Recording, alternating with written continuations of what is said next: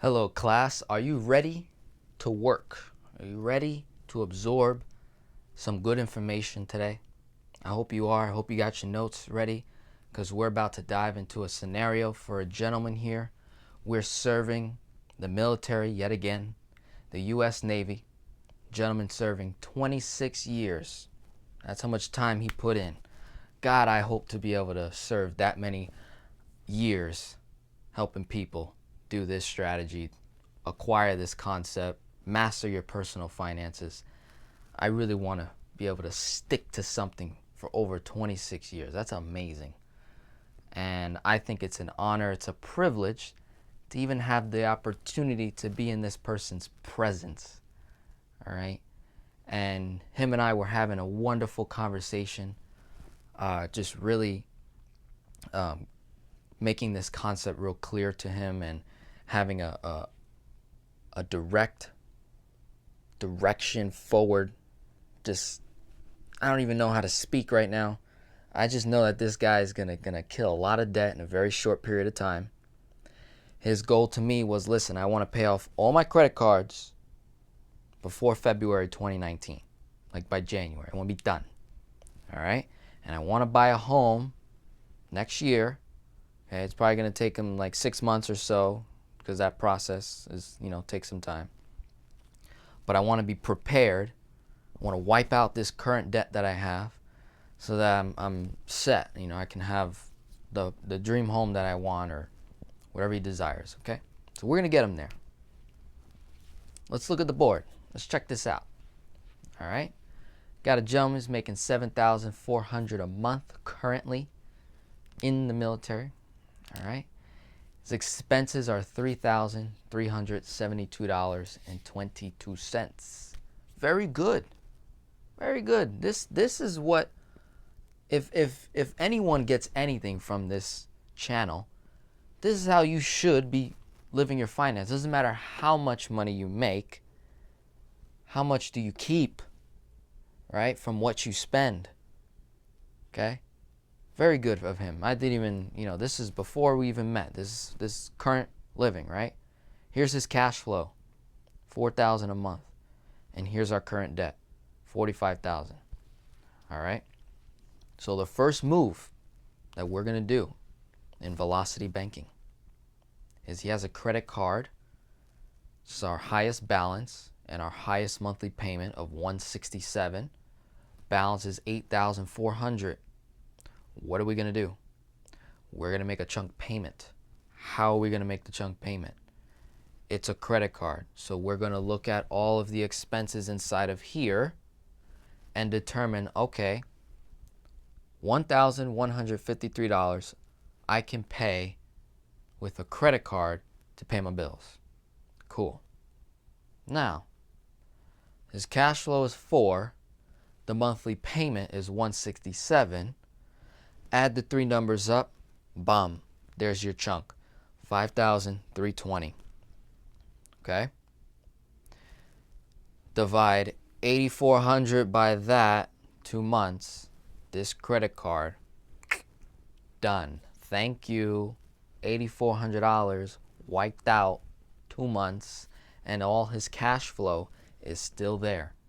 Did not lose it. Anything goes down, he can pull from the credit, use his cash flow to pay him back. Sound good? Cool. So we've got an emergency built up day one. Don't even gotta worry. Nice. Now, he also has a checking line of credit. Oh boy, Denzel, I know we were talking about personal line of credit, business line of credit. Now you're talking about checking line of credit. Dude, there's a name for everything, all right? Don't get confused. Just understand it's unsecured. It's a line of credit. I can use it to pay anything, okay? Interest is simple. It's revolving. That's it. So he has one of those for $10K. There's the interest rate, 16.9%. All right. Look at the timeline. We're in October, November, December. Okay, this is wiped out. Now I got a cash flow increase of $167. I am now gonna take 2/3 of the line of credit, 10 grand, 2/3. So 6,600, and I'm going to chunk at my car and the rest of his other credit cards. Okay, we had let me see, we had 5 credit cards total. We wiped out one in the beginning. The other 4 have a remaining balance by December-ish. Should be 830. He's got one credit card he owes 830 on. Another one we owe 800. Another one 780. Another one $1,300. Okay? That equals $3,710 is going to wipe out 4 credit cards. When this occurs, my cash flow is going to go up $250 plus 120 plus 46 plus $40. Am I getting somewhere? Okay, day 1, by eliminating those 4 credit cards, cash flow goes up those amounts, giving me a total of $4,623. Okay? The rest of the $6,600 chunk goes towards the car that we owe money on. Okay? The number is $2,890 going towards the car, which is going to bring down our car balance from $13,390 starting in October. So 2 months forward, right? Take off 2 months. $12,800 give or take should be the balance. Remove $2,890. Should have a balance of $10K left on the car. All right, now watch how unique this is. Ready? It's going to take him how long to zero out this 6,600 if my cash flow is 4,623 and my expenses are now down all of the freaking money that we killed. So I didn't take down that number because when this occurs, when we start to lower expenses, there's going to be months where it fluctuates, right? Because you got to factor in Christmas, Thanksgiving. You got to factor in that celebration dance that we take when we kill like 15 grand in 2-3 months, okay? So you got to factor that in, right? So that's why I didn't really put a number there. But we do know that it's going to be far less than that number, even with Christmas spending, Thanksgiving, Hanukkah, New Year's, the kids, the wife, the celebration dance, all that. Even with that, it still won't max out my expenses because of my cash flow going up so high from removing all that debt. So now, you figure 1 to 2 months, January. See, by December, my credit cards are done. Whoa. Okay? So by January, February, okay, if I removed 10, if I removed 2,890, balance is at 10, fast forward 2 more months in February, whatever is on it, it's going to be 9 grand and some change. All right? And we make another chunk payment on the car. Do the same amount, 6,600. Okay? Let's see. 6,600, and you figure when cash flow, okay, very, very important. When cash flow is so high, right, you begin to wonder, Denzel, why not just do 4,600, 4,600, 4,600? I get that urge sometimes to do that, especially if you're someone with high income. But see, I had a conversation with a gentleman today. Okay, true story. This man's been working all his life. And he told me a story how he was $1.2 million in debt. $1.2 million in debt. And this is what he told me. He said, Denzel, I was making good money. And every dollar I had, Every cash flow, money left over, went towards paying off all that debt. And now I'm 50 years old, and I do not see any of that $1.2 million of debt that I paid off. I don't see any of it. And I am 50 and I still have debt today. That is why we do not use our cash to pay debts first. That is why we don't do debt snowball or debt avalanche. Get away from that. It's going to hurt you in the long run. What you want to do is leverage your cash flow so that you can use it twice, 3 times, 4 times, 5 times. Flip money. You are living in an economy where money has no value. After 1973, when they removed gold from this gold standard or whatever, when they decoupled gold from the dollar, that's it. Money became nothing, no value. It's a fiat currency. So therefore, you have to figure out a way to increase the value of that money. The only way to do it is to multiply it. You can't grow it. You can't save it. Can't invest it. Not in the beginning. You gotta flip it. You gotta multiply it. Flip, flip, flip. To get you to that point where you're cash flowing very good so that we can get access to more money, more capital, more capital, other people's money, right? To rapidly pay debts off, never pay any interest in the process, keep all your cash flow, use that cash flow to secure wealth, leave a legacy for the family, So, very important. So, by now I already hit my goal. I already satisfied what he wanted. He said, Denzel, all I want to do is pay my credit cards off by the new year. We did that. And when you add up all the numbers, our total debt paid $32,886.74 is how much debt we just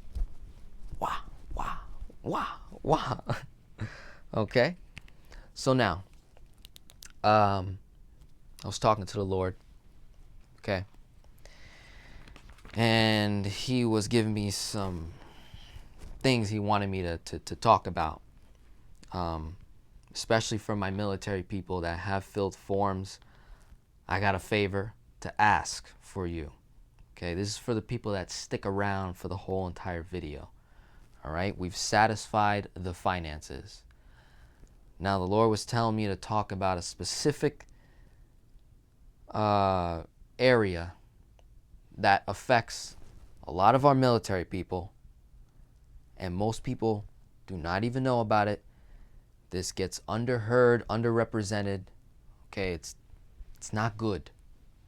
Right? So I'm just going to give you some facts here to start with, open the conversation with. All right? Bear with me. There's a reason why I'm doing this, because I feel like I'm being called to do so. And as a leader, I'm embracing change. I'm embracing serving people, and I hope to give that energy to you, especially for my people that filled out forms that are in the military. All right? According to the VA, here we begin. According to the VA, from 1979 to 2014, 65% of all veterans that commit suicide are over the age of 50.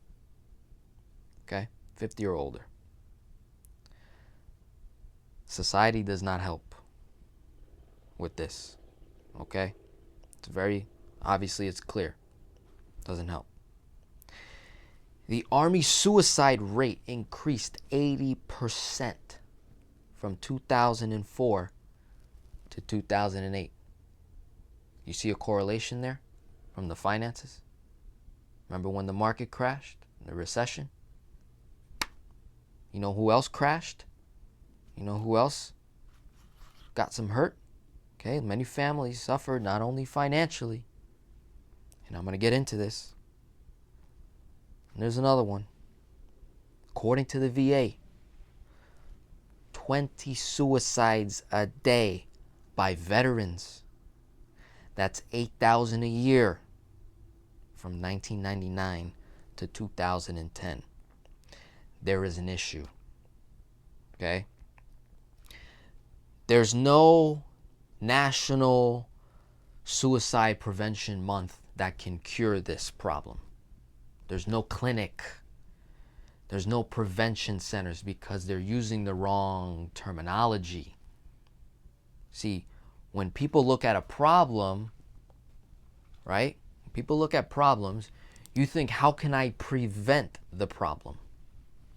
When you're looking at debt in your personal finances, you're like, how can I pay down this debt, right?